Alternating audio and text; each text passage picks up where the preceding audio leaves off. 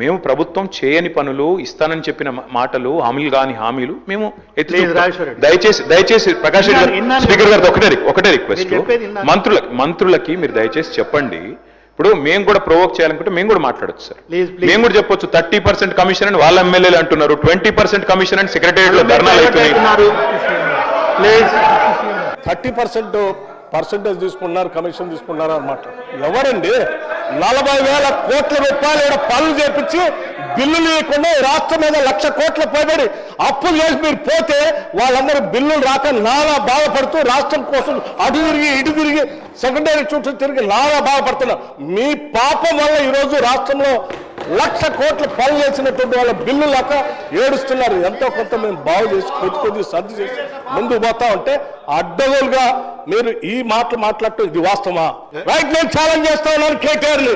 I challenge KTR.